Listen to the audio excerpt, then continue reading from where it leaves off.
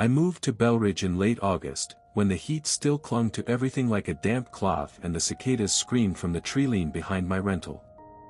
It's the kind of town you don't end up in by accident, you choose it because it's cheap, quiet, and far enough from wherever you came from that no one asks questions. My place is a narrow, single-story house on Alder Street. Beige siding, a mailbox that leans slightly to the left, and a yard that never quite dries after rain. Nothing remarkable. I work remotely, so my days are simple. Wake up at 7:30. Coffee. Shower. Sit at the kitchen table with my laptop until noon. Eat something bland. Repeat. By my third week, I'd learned what the locals call the golden rule. It wasn't written anywhere. No signs, no pamphlets, no official welcome packet. I picked it up the way you pick up the smell of a place, gradually, without noticing the exact moment it sinks in. If something seems off about someone, don't stare. Don't ask questions. Acknowledge them like you would anyone else. Smile. Say, "Good morning." Then keep walking. That's it. At first I thought it was just small-town politeness taken a little too seriously. People here don't like being looked at too closely. Fine. I get that. The first time I realized it was more than that was with the mailman. His name is, or was, I think, Mr. Larkin. Mid-50s, thinning gray hair, always wears those pale blue button-ups with the sleeves rolled neatly to the elbow. He delivers around 9:15 every morning, right after I've made my second cup of coffee. That day, I heard the usual crunch of tires on gravel and the metallic clink of the mailbox. I stepped outside out of habit, mug still warm in my hand. "Morning," I said. He looked up, gave a small nod. "Morning." Nothing strange about that. What was strange, what I didn't register right away, was the way his sleeve hung. Loose. Slightly heavier on one side, like the fabric didn't fall naturally. He reached into his bag to pull out a stack of envelopes. As he did, the cuff shifted just enough for me to see it. A hand. Another one. It wasn't dramatic. No blood, no grotesque angles. Just a second right hand, emerging from the same sleeve as the first. Same skin tone. Same age spots. Same short, neatly trimmed nails. It moved independently, while one hand held my mail, the other adjusted the strap on his shoulder. The motions were smooth, casual. Practiced. I remember thinking, very clearly, that's not right. And then, almost immediately after, don't react. I don't know why that thought came so quickly. Maybe it was the way he was looking at me, not directly into my eyes, but close enough. Watching for something. Waiting. So I didn't stare. I didn't ask. I shifted my weight, took the letters from him, and said, "Thanks." "Have a good one," he replied. And that was it. I went back inside, set the mail on the table, and stood there longer than I should have, staring at nothing in particular. Eventually I convinced myself there had to be a reasonable explanation. A prosthetic. Some kind of medical condition I'd never heard of. Bellridge is small, but that doesn't mean it's immune to rare things. By the next morning I'd filed it away as an oddity. A story to maybe tell someone later, framed as a "you wouldn't believe this guy" anecdote. But then I started noticing how everyone else behaved. No one stared at Mr. Larkin. No double takes. No whispered comments as he passed. People greeted him the same way they greeted anyone else, brief, polite, and without lingering. That's when I understood. It wasn't that they didn't see it. It was that they chose not to. A few days later I tested it. I was walking back from the corner store, Bennett's Market, the one with the flickering sign, when I saw a woman jogging down the opposite sidewalk. Early 30s, maybe. Dark ponytail, bright green tank top. Her stride was steady, rhythmic. And then, for a split second, her arm swung forward just a bit too far. The fabric of her shirt stretched, and I saw the outline. 2 elbows. Both bending the same way. I felt that same instinctive jolt. That this is wrong sensation, sharp and immediate. But I remembered the rule. So when she got closer, I gave a small nod and said, "Morning." She didn't slow down. Just lifted one of her right hands, one of them, in a quick wave. "Morning," she said, and kept running. No one else reacted. A man watering his lawn nearby didn't even glance up. I walked the rest of the way home trying not to think about it too much. That's the thing about Bellridge. It doesn't hit you all at once. There's no moment where the sky darkens or the ground splits open and you realize you've made a mistake. It's quieter than that. It slips into your routine. You learn the streets. You learn the faces. You learn what not to look at.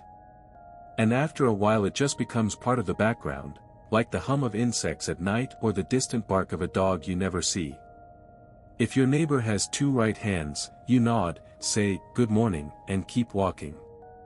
It's easier that way. It has to be. By mid-September, Bellridge stopped feeling new. That's probably the most dangerous phase, when something unfamiliar becomes routine, but you haven't fully accepted what it means. You start letting your guard down in small ways. You linger half a second longer. You assume you understand the rules well enough. I thought I did. My next-door neighbor, Jack Halpern, everyone just called him Uncle Jack, even if they weren't related, invited me over for a barbecue one Saturday. Just him, a couple from 2 houses down named Mark and Elise, and a woman named Denise who worked at Bennett's Market. The yard was neatly trimmed, the grill already smoking when I got there. Paper plates on a plastic table. A cooler full of beer sweating in the heat. Jack greeted me with a wide smile and a clap on the shoulder, and I remember thinking that maybe I'd overreacted. That maybe Bellridge just had its quirks, like any other place, and I was the one turning them into something bigger. We talked about ordinary things, property taxes, how unreliable the internet gets during storms, which road out-of-town floods first. Denise complained about a spoiled shipment. Mark and Elise argued lightly about whether to repaint their porch. It was almost comforting. Then Jack handed me a beer. He passed it with his right hand. That was fine. What wasn't fine was that his other right hand was already holding a pair of metal tongs over the grill. I froze for just a fraction of a second, not enough for anyone to call it out, but long enough for me to register it. The tongs clicked softly as he turned a piece of meat. The other hand, identical, same shape, same faint scar across the knuckle, tilted a beer bottle toward his mouth. 2 right hands. Both moving independently. Naturally. I forced myself to take a sip. "Smells good," I said. "Been doing this a long time," Jack replied, grinning. No one else reacted. Denise was leaning against the fence talking about a new supplier. Mark was fiddling with his phone. Elise was arranging napkins that didn't need arranging. And yet, once I'd seen it, I couldn't unsee it. Denise reached for a bag of chips at one point, and the sleeve of her shirt shifted, just enough to reveal another right hand, tucked close to her side like it was resting. She caught the bag mid-air with it. Smooth. Unthinking. I looked away before I could register more. The golden rule. Acknowledge. Move on. But it was getting harder. Because now it wasn't strangers passing by for a few seconds. These were people standing a few feet away from me, talking, laughing, moving. And the movements weren't right. A normal body has a kind of symmetry even in asymmetry, left and right balance each other out, there's a rhythm to it, predictable. This wasn't that. Their extra hands, always right hands, I noticed, didn't quite match the rest of their bodies. Sometimes they lagged half a beat behind. Sometimes they moved too early, anticipating something that hadn't happened yet. At one point Jack reached for the grill lid with one hand. The other one twitched, a small, sharp motion, like it wanted to grab something else entirely. He didn't seem to notice. Then he extended the tongs toward me, offering a piece of grilled chicken. "Try this," he said. I reached out automatically. His hand holding the tongs was steady. The other one hovered just below, fingers flexing slightly, like it was testing the air. For a split second I had the distinct, irrational impression that it wasn't part of the same person. That it was curious. About me. I took the food quickly, muttered a thanks, and stepped back. When the sun started to set I made an excuse about work and headed home. Jack clapped me on the shoulder as I left. "Good to have you," he said. Nothing ominous about the words. Just certain, the way someone speaks when they already know how something ends. I nodded, forced a smile. "Yeah. I think I already am." But that wasn't true. Because as I walked back to my house, I caught my reflection briefly in one of the darkened windows along the street. For a second, just a second, I thought I saw something off in the way my own arm hung at my side. I stopped. Looked down. Everything seemed normal. 2 arms. 2 hands. Left and right, exactly as they should be. I let out a breath I didn't realize I'd been holding and kept walking. I didn't sleep well that night. And sometime after midnight I could have sworn I heard something outside my bedroom window. A soft, irregular tapping. Not like someone knocking. More like fingers, trying to find the right rhythm.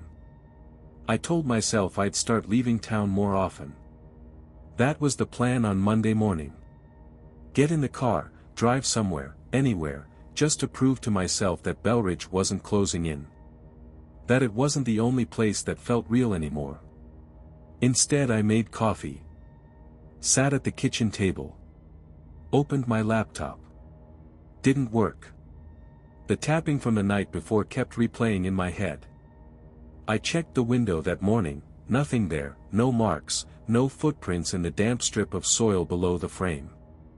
By 10 I couldn't stand being inside anymore. I grabbed my keys and stepped out, telling myself I'd at least walk to Bennett's Market, pick up something I didn't need. Just to feel normal. The streets were quiet in that late morning way. A few cars parked unevenly along the curb. Lawns half mowed. Someone's radio playing softly from an open garage 2 houses down. Everything looked the same. That was the problem. I kept my eyes forward, sticking to the golden rule out of habit more than anything else. A man across the street waved, one hand visible, the other not. I nodded back, didn't slow down. Then I took the long way around. I don't know why. Maybe I just wanted to avoid running into anyone I knew. The route took me past the elementary school, low brick building, faded playground equipment, a chain-link fence that rattles in the wind. It was quiet, classes in session. No kids outside. I was about to keep walking when I noticed movement in one of the windows. 2nd floor, far left. A figure standing close to the glass. A woman, mid-40s maybe, hair pulled back loosely, a few strands falling around her face. She was brushing her hair, long, slow strokes, one hand guiding the brush down, the other steadying the strands near the ends. At least, that's what I thought at first. Then I realized both hands were right hands. They moved together, perfectly synchronized, but mirrored, one starting at the top of her head moving down, the other starting near the ends moving up, meeting in the middle before resetting again. Over and over. There was something hypnotic about it. Too precise. Too controlled. I stopped walking. Just for a second. Just long enough to make sense of what I was seeing. And that's when I made the mistake. I looked at the window properly.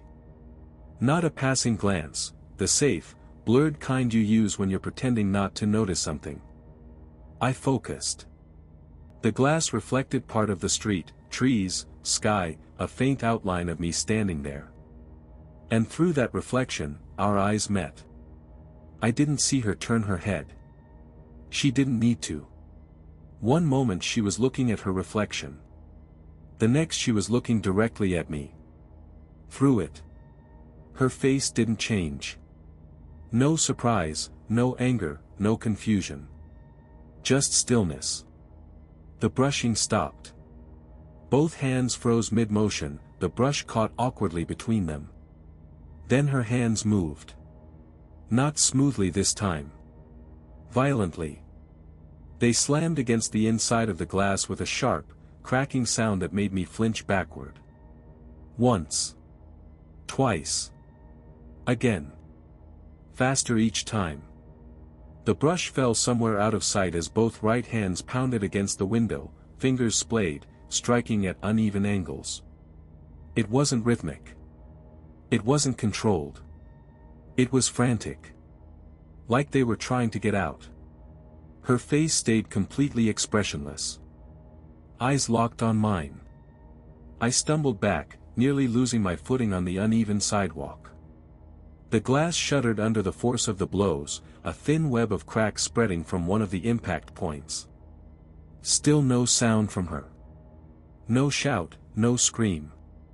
Just those hands, hitting, scraping, dragging across the surface between strikes. I turned and walked away. Not ran. Walked. Too aware of how it would look if I ran. Too aware of the rule, even then. My pace was too fast, though. I could feel it. I didn't look back. I could still hear it, faint, but there. The uneven impact of skin against glass, continuing long after I'd left the street behind. By the time I reached the market my hands were shaking. I grabbed the first thing I saw, a loaf of bread I didn't want, and went to the counter. Denise was there. She gave me a small, polite smile. "Morning," she said. "Morning," I replied, setting the bread down. She rang it up without comment. Her movements were controlled. Both hands, one visible, the other mostly hidden beneath the counter, stayed still. Too still. Like she was making an effort. I hesitated before taking my change. Just for a second. And in that second I felt it again, that sense of being watched. Not casually. Intently. I forced myself to take the money and step away. "Have a good day," she said. "You too." I left the store and didn't stop walking until I was back inside my house with the door locked behind me. Only then did I let myself breathe properly. I stood in the hallway trying to rationalize what I'd seen at the school window. Maybe she'd reacted to being stared at. Maybe it was anger, shock, something normal exaggerated. But that wasn't what it felt like. It didn't feel like I'd startled her. It felt like I'd been noticed. And as I stood there replaying the moment, one thought kept surfacing. The golden rule wasn't about being polite. It was about not letting them know you were looking. After the school, things changed. Not all at once, Bellridge doesn't do that. People still greeted me, still nodded, still said, "Morning," in that flat practiced way. But they didn't linger anymore. Conversations that used to stretch for a minute now ended after a single exchange. Eyes down. Always down. I tested it once, held eye contact a fraction too long with a man outside Bennett's Market, nothing obvious, nothing that would break the rule completely. He stopped mid-step. Didn't look up. Just paused, like something inside him had stalled. Then he turned, slightly too sharply, and walked away without finishing the greeting. After that I stopped trying. That night I locked all the doors. Checked the windows twice. Closed the blinds. By midnight the house was completely still, no wind, no cars passing, not even the insects seemed as loud as before. I lay in bed staring at the ceiling, waiting for sleep that didn't come. Then I heard it. A faint sound from the other side of the front door. Soft. Irregular. At first I thought it was scratching, like a branch caught in the frame. But there was no wind. And the sound had a pattern, not a consistent one, that would have been easier to ignore. This was uneven. 2 quick taps. A pause. Then 3, slightly offbeat. Another pause. Then a cluster of lighter, faster contacts, like fingers brushing against the wood instead of striking it. I sat up slowly. The sound continued. Closer now, or maybe just clearer in the silence. Tap. Tap. Tap. I moved down the hallway, each step careful, avoiding the spots that creaked. The closer I got to the front door, the more distinct the sound became. It wasn't scratching. It wasn't knocking. It was clapping. Or trying to be. 2 surfaces meeting but not aligning properly, the rhythm broken, uneven, like something that didn't quite understand how the motion was supposed to work. I stopped a few feet from the door. The handle was still. The lock intact. No shadow moved beneath the thin line of space at the bottom. But the sound was right there, on the other side. Tap, tap. Tap. A longer pause. Then a slow drag, like fingertips tracing the wood, feeling for something. Then a whisper. So quiet I almost missed it. Morning. The voice was wrong. Not distorted, not loud. Just layered, like 2 voices speaking at once, slightly out of sync. I didn't answer. The golden rule. Acknowledge. Move on. But this wasn't the street. This wasn't a passing moment you could exit from. This was my door. The whisper came again. Morning. A little clearer. A little closer. The tapping resumed, faster now, more insistent. Still uneven. Still wrong. I took a step back. Then another. I didn't turn my back on the door until I reached the hallway. The tapping continued for a while longer. Then it stopped. No footsteps retreating. No final knock. Just silence. I stood there for a long time after, listening for anything else. Nothing came. Eventually I went back to bed. I didn't sleep. In the morning the house looked the same. Light through the blinds. Dust floating in the air. For a moment I almost convinced myself it hadn't happened, until I went to the door. No marks. No scratches. Nothing. But the welcome mat had shifted slightly, just a few inches to the side, enough to reveal a faint imprint in the dust beneath it. Not a footprint. Something smaller. Narrower. Like the outline of fingers, more than 5, pressed together. I didn't leave the house the next day. Or the day after. Time blurred into something thick and uneven, measured less by hours and more by how often I checked the locks. Morning still came, I knew because the light shifted across the floor, but I stopped trusting it as a marker for anything normal. I kept hearing things. Not always at the door. Sometimes in the walls, soft intermittent tapping that traveled from one room to another without any clear direction. Sometimes near the windows, like fingertips brushing the glass. Always that same uneven rhythm. Like something practicing. On the 3rd morning I noticed my left hand felt off. Not painful. Not numb in the usual way. Just wrong, like it didn't belong entirely to me. I was sitting at the kitchen table when I realized I'd been flexing my fingers without meaning to, opening and closing them, slow, mechanical. I stopped. The hand didn't. For a second it lagged behind, finishing the motion a fraction too late. I grabbed it with my other hand and held it still. It stayed still after that. But the feeling didn't go away. By midday the sensation had spread up my arm, subtle but persistent, a pressure under the skin, like something shifting where it shouldn't. I avoided looking at it directly. The bathroom mirror had been covered since the second night. I'd thrown a towel over it after catching a glimpse of my reflection that didn't feel quite aligned. At the time I told myself it was the angle, the lighting, the lack of sleep. The tapping started again somewhere behind me. Faint, distant, then closer. I stepped into the bathroom and closed the door. For a long moment I just stood there looking at the covered mirror. My left arm hung at my side, heavier than it should have been. "Just look," I said under my breath. I reached up with my right hand and pulled the towel down. The mirror was slightly fogged, like the room had been used recently, though I hadn't turned on the shower. My reflection stared back at me. Pale. Tired. Eyes too wide. Normal. For a second relief hit so hard it made me dizzy. Then I looked at my left arm. The sleeve of my shirt hung strangely, the fabric twisted near the shoulder as if it were being pulled in a direction it shouldn't go. I fumbled with the cuff button, fingers clumsy, and finally managed to undo it. The fabric loosened. Something beneath it shifted, slowly, deliberately. Every instinct told me to stop.